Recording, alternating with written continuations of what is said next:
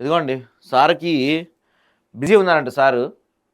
మరి ఏ బిజీలో ఉన్నారో తెలవదు. పాపం ఆయనకి తెలంగాణ ఆవిర్భావ దినోత్సవ శుభాకాంక్షలు చెప్పే టైమే లేదు. విచారణకి ఏమొస్తాడు చెప్పండి ఆయన. సరే వస్తాడో మొన్నైతే ఇంకేముంది పదండి పోయి తేల్చుకుందాం అన్నాడు.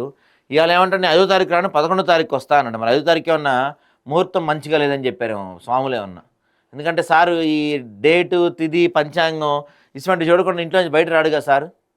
అయ్యో ఎవరని చెప్పారేమో 5వ తారీఖు మంచిది కాదు.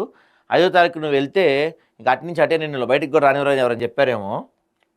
మరి 5వ తారీఖు రాను అని చెప్పి సార్ చెప్తున్నారు. కేసీఆర్ కమిషన్ విజ్ఞప్తి మేరకు తేదీ మార్చిన కమిషన్. సరే మార్చుంటారు ఎందుకంటే పాపం పెద్ద మనిషి. మరి ఈయన ఇప్పుడు ఎలా ఉందంటే అండి, చిన్నప్పుడు మనం స్కూల్లో సార్లు హోంవర్క్ ఎవరు చేయలేదని చెప్పి కొడతారు చూసారా. కొట్టే ముందు ఏం చేస్తామంటే లైన్లో నుంచి ఉంటాం వరుసగా మనం. 3 4 అదే ఎంతమంది పిల్లలు ఉంటే అంతమంది లైన్లో నుంచి ఉంటాం కదా. సో లైన్లో నుంచినప్పుడు సార్ మార్క్ షీట్ చూసి కొడతాడు గ్యారంటీగా అని తెలిసినప్పుడు ఏం చేస్తామంటే లైన్ ఉంటే మనం వెనక అరే నువ్వు ముందు బరా నువ్వు ముందు బరా అరే నువ్వు బరా అని చెప్పి ఒకళ్ళు వెనక్కి వచ్చేస్తూ ఉంటాం కదా. అట్టుంది పరిస్థితి.